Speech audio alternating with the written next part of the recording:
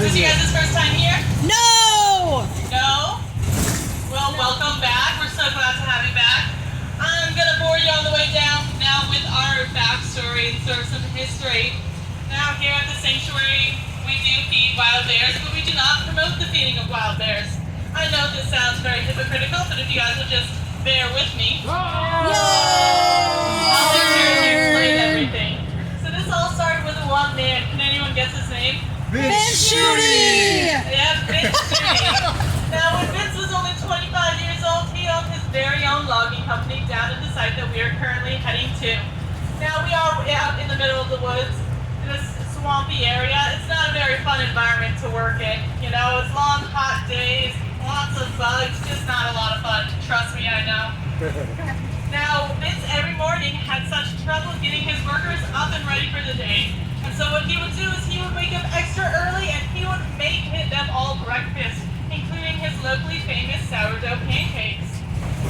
Now, these pancakes not only tasted amazing, they also had a sweet, delicious aroma to them that got his workers up and ready for the day. Now, unfortunately, they not only got his workers up, but also brought in a lot of bears. Now, these black bears were constantly breaking into Vince's cabin, sitting on his couch, sleeping in his bed, eating all his food, and Vince had had enough of it. So much so that he started to shoot them.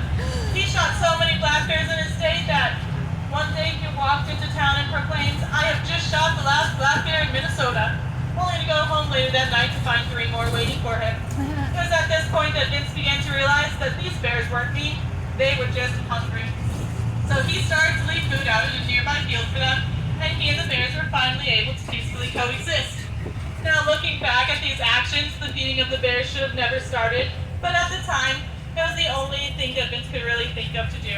So he did what he thought he had to. Now, as Vince began to age, he started to worry about what was going to happen to these bears once he died and no one was there to take care of them. So he got together with some friends and some biologists, and they thought real hard about it until finally they came up with a solution. They formed the American Bear Association and the Vince Schute Wildlife Sanctuary. Now, it's important to remember that here we are a nonprofit.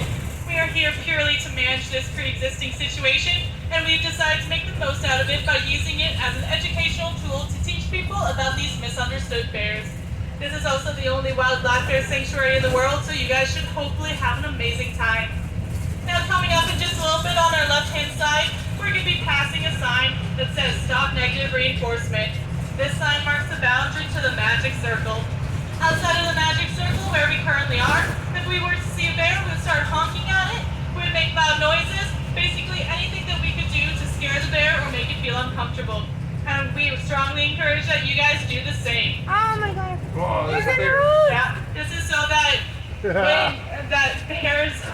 Oh geez, are you just going to stop there? Oh, So nice. do this negative reinforcement so that bears begin to basically think of humans as negative things so that they'll try and stay away. Now that we're in the magic circle though, that changes. As you can see, I did not honk at that bear. So we don't honk at them, we try not to scare them. They have the right of way on the road. Basically, it's like a safe haven for them. These bears are extremely intelligent animals and they do know where this boundary is and will act accordingly. Now, as we're approaching the viewing platform, I just have a few rules to go over. Please no running, jumping, yelling, or screaming on deck, basically no loud noises. There is no eating food on deck or drinking anything except for water. If you do not have water, we do sell some at our gift shop. There are porta-johns located right as you exit the bus. Please, of course, take as many photos of you as you want of the bears, but no photos or videos of staff members. If you have any questions, please ask someone in one of these green vests who would be happy to help. Please make sure you do ask questions, because on the way back, I will be giving a bear quiz.